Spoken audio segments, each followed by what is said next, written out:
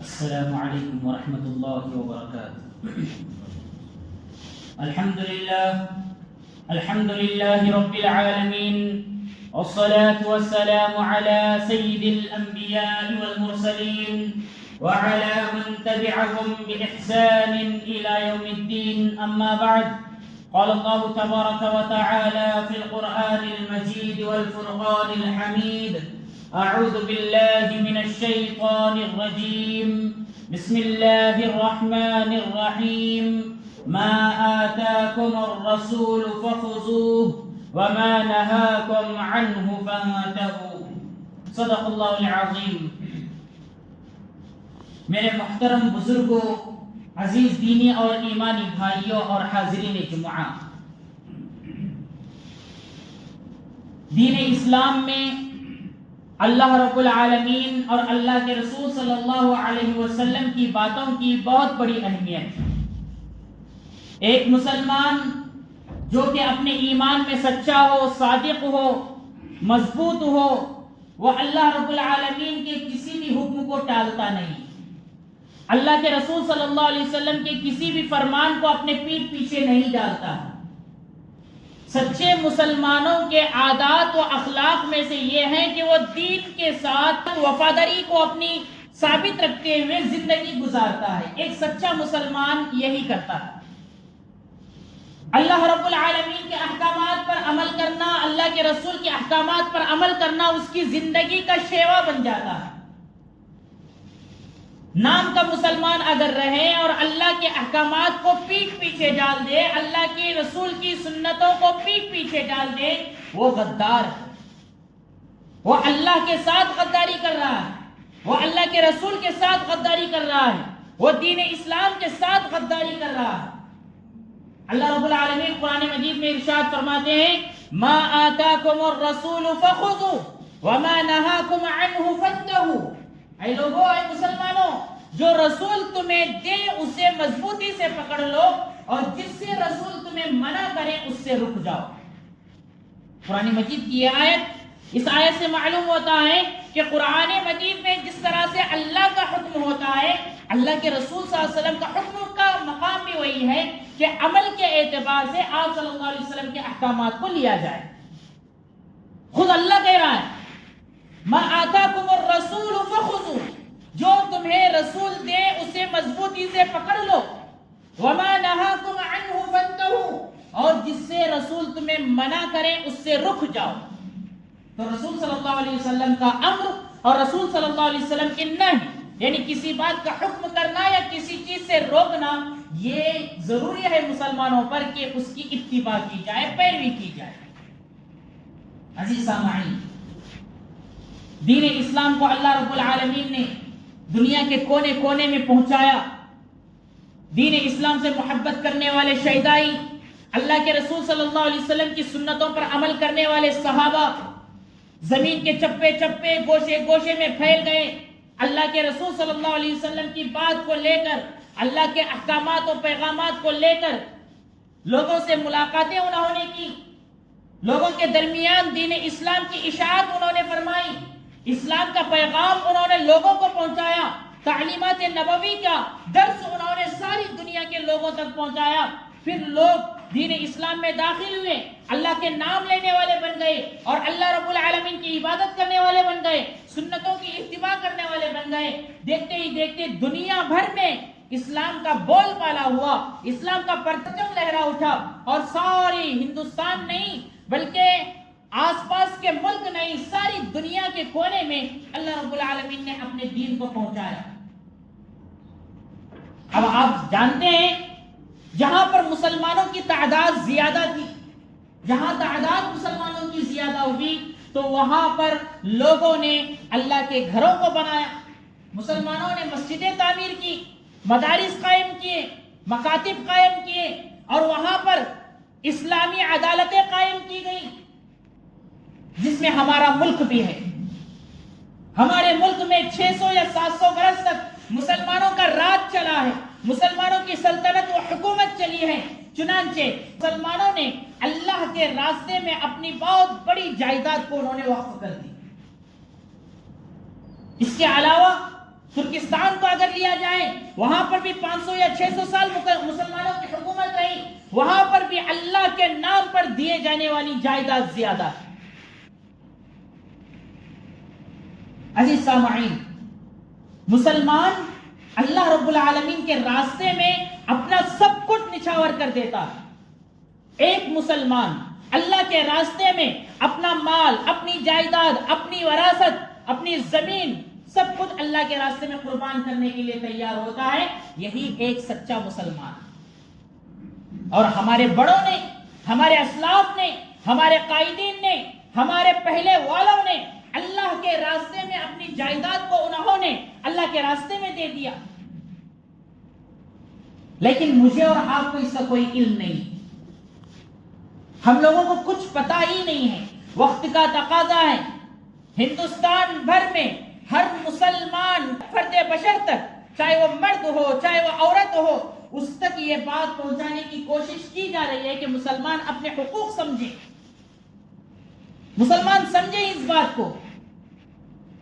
ملک بھر میں جو مسلمانوں کے خلاف سازشیں رچی جا رہی ہیں، ان کی تدبیروں کو، ان کی چالوں کو، ان کی سازشوں کو، اور ان آئندہ مستقبل میں آنے والے دنوں میں ان کی تباہیوں کو جاننا یہ ضروری ہے، تاکہ ہمارے ایمان کی حفاظت ہو جائے، ہمارے مدارس کی حفاظت ہو جائے، ہمارے مسجدوں و عبادت گاہوں کی حفاظت ہو جائے، ہماری برادری کے سارے احباب کی حفاظت ہو جائے۔ اس کا فکر کرنا، اس کے بارے میں سوچنا ہر ایک مسلمان پر ضروری ہے۔ وقف یقف وقوفا کے معنی عربی میں آتے ہیں رکنا، ٹھہرنا۔ یہ ڈکشنری کے اندر ہے۔ ڈکشنری معنی جو ہے اس کے وقف یقف وقوفا کے معنی ٹھہرنا۔ جیسے آپ لوگ سنے ہوں گے کہ حاجی جب حج کو جاتا ہے تو وہاں پر وقوف عرفہ کرتا ہے، عرفہ کے میدان میں ٹہلتا ہے، وقوف کہا جاتا ہے۔ تو اس کے جو ڈکشنری میں معنی ہیں اس کے معنی ٹھہرنا، رکنا یا پھر روکنا، تینوں معنی آتے ہیں۔ اور اصطلاحی معنی شریعت میں اس کے کیا معنی ہیں؟ ایک مسلمان کا اپنے مال کو، اپنے حصے میں جو اس کا مال ہے، جو اس کی جائیداد ہے، اس مال کو اپنے آپ کو اس سے نکال کر اللہ کے لیے دے دینا، یہ وقف ہے۔ اس کے معنی ہی وقف کے شریعت میں، اس کے معنی بندہ جو کہ مسلمان ہے، جس پر اس کا حق ہے، جو مال اللہ نے اسے عطا کیا ہے، جس کا وہ مالک ہے، اپنے آپ کو اس ملکیت سے نکال کر اللہ کی ملکیت میں دے دینا، یہ وقف ہے۔ یہ وقف اللہ، یہ اللہ کے لیے ہے۔ اب اس کے الگ الگ قوانین ہیں۔ قوانین یہ ہے کہ اس جو کہ وقف کر دی گئی ہے، اس زمین کو فروخت نہیں کیا جائے گا، بیچنا جائز نہیں ہے۔ کوئی بھی چیز ہو، زمین ہی نہیں۔ آپ کو میں مثال کے طور پر بیان کروں گا، جیسا کہ بخاری کے اندر بھی یہ واقعات موجود ہیں۔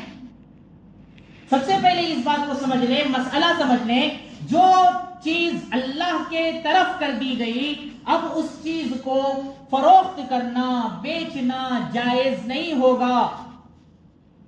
اور اسی طرح سے اس سے لے کر کے اپنے آپ پر خرچ کرنا کہ میں ہی دیا ہوں، میں ہی خرچ کروں، یہ جائز نہیں ہوگا۔ وراثت میں اسے تقسیم نہیں کی جائے گی۔ یعنی اگر کسی آدمی نے جو کہ اللہ سے ڈرنے والا تھا اور اس نے دین اسلام کی محبت میں ایک زمین اللہ کے راستے میں اس نے وقف کر دی، اب اس کے انتقال کے بعد اس کے اولاد آ کر کہہ رہے ہیں کہ ہمارا حصہ ہے، اس میں ہم کو بانٹ دیا جائے، وراثت میں تقسیم نہیں کی جائے گی، کیونکہ وہ اس کی ملکیت سے نکل کر اللہ کی ملکیت میں آ گیا۔ یہ مسائل ہیں، سب سے پہلے اہم مسائل میں آپ تک پہنچانے کی کوشش کر رہا ہوں۔ ہاں، کیا کیا جا سکتا ہے اس سے؟ دیگر تمام مسلمانوں کو اس سے فائدہ اٹھانا جائز ہے۔ جو چیز اللہ کے لیے کر دی گئی، اس سے فائدہ اٹھانا ہر مسلمان کر سکتا ہے، چاہے مالدار ہو چاہے غریب،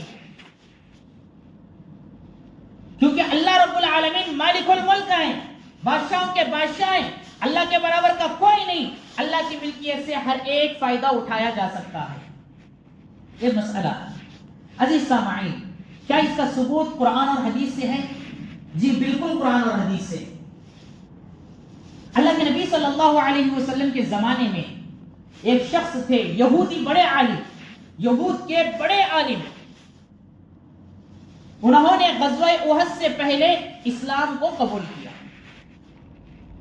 جب اسلام انہوں نے قبول کیا تو غزوہ احد کا موقع آیا تو اللہ کے نبی صلی اللہ علیہ وسلم کی خدمت میں حاضری دی اور کہا، اے اللہ کے رسول صلی اللہ علیہ وسلم، میرے پاس بہت زیادہ مال ہے، بہت بڑی زمین ہے، اور 7 باغات میرے ایسے ہیں جس سے پیداوار بہت اچھی ہوتی ہے، آمدنی بہت اچھی ہوتی ہے، تو میں وہ 7 باغات آپ کے لیے وقف کر دینا چاہ رہا ہوں۔ اور انہوں نے کہا اگر میں اس غزوے میں شہید کر دیا جاؤں تو یہ آپ کے لیے ہے للہ فی اللہ، اللہ کے راستے میں، اللہ کے لیے، آپ کے لیے میں وقف کر دیتا ہوں۔ پھر ان کا انتقال غزوہ احد میں ہوا، شہید ہو گئے۔ اللہ کے نبی صلی اللہ علیہ وسلم نے ان 7 باغات کو، جو کہ آپ صلی اللہ علیہ وسلم کی تحویل میں آ گئے، اب اللہ کے نبی صلی اللہ علیہ وسلم نے مسلمانوں کے لیے اسے وقف کر دیا۔ یہ جو واقعہ ہے بخاری شریف کے اندر۔ اسی طرح سے دوسرا واقعہ، خیبر کے موقع پر حضرت عمر رضی اللہ تعالی عنہ کے حصے میں چند ایک زمین آئی، وہ آپ صلی اللہ علیہ وسلم کی خدمت میں آئے اور کہا، اللہ کے نبی صلی اللہ علیہ وسلم، میں اسے وقف کر دینا چاہ رہا ہوں، اللہ کے لیے صدقہ کر دینا چاہتا ہوں۔ حضرت عمر نے کہا صدقہ کر دینا چاہتا ہوں۔ آپ صلی اللہ علیہ وسلم نے کہا نہیں، بلکہ اسے وقف کرو اور اس کی جو آمدنی ہے اسے صدقہ دے دیا کرو۔ یہاں پر بات سمجھنے کی ہے، صدقہ الگ ہے، زکوٰۃ الگ ہے، وقف الگ ہے۔ صدقہ خیرات جو وغیرہ دیتے ہیں یہ صدقہ ہے، چھوٹی چیز سے بھی ہو جاتا ہے، اور زکوٰۃ جو ہے وہ نصاب تک پہنچنے کے بعد مالدار پر فرض ہوتا ہے، اور یہ صدقہ اور زکوٰۃ دونوں میں بندوں کو مالک بنانا ہوتا ہے۔ میں نے اپنی زکوٰۃ نکالی، سامنے والے غریب کو میں نے دے دیا، اب میں نے اسے مالک بنا دیا، اب اسے اختیار ہے، چاہے وہ اس پیسے سے کھائے، کچھ خریدے یا کسی کو دے، وہ اس کو تصرف کر سکتا ہے۔ سامنے والے کو ہم نے مالک بنا دیا۔ لیکن وقف میں ایسا نہیں ہے۔ اگر ہم نے اللہ کے لیے کوئی چیز نکال کر دے دی، اب اس چیز سے کھانا یا لینا یا اس چیز کو بیچنا جائز نہیں، وہ اللہ کی ملکیت میں آ گیا۔ فرق سمجھیے۔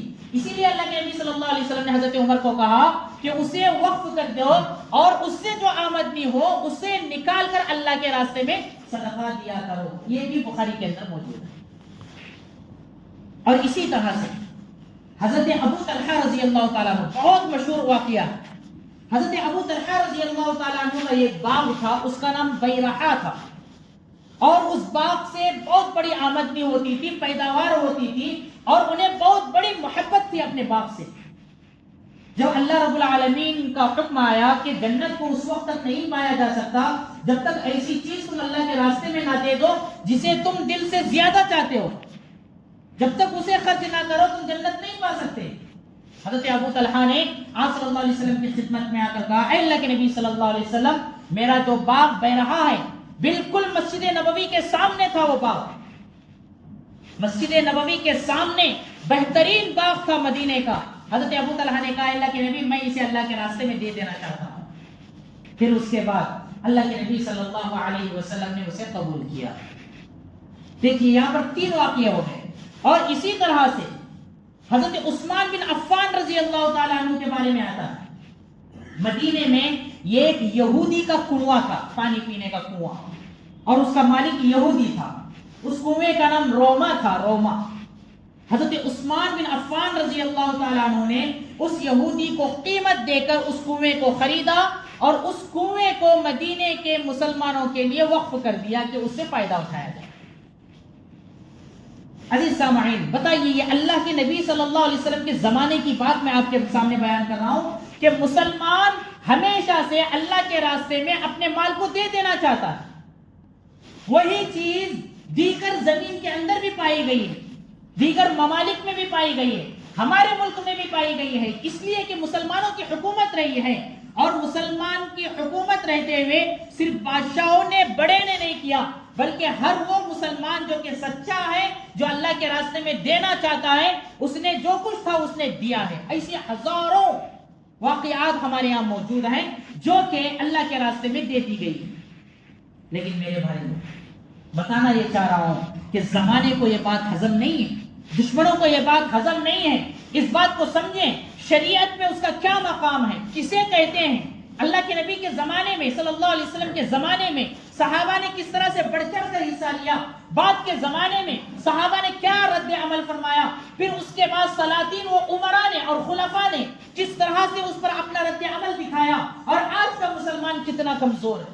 ہمیں ہماری ہسٹری معلوم نہیں، ہماری تاریخ معلوم نہیں، ہمیں کچھ اس کے بارے میں معلوم تک نہیں، اس لفظ کے معانی میں اور آپ نہیں جانتے.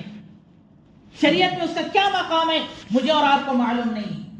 ہماری ناہنجاری کی وجہ سے، ہماری بے رخی کی وجہ سے، ہمارے اس چیز پر دھیان نہ دینے کی وجہ سے آج دشمن ہمارے حلق کے پاس بیٹھ گیا ہے.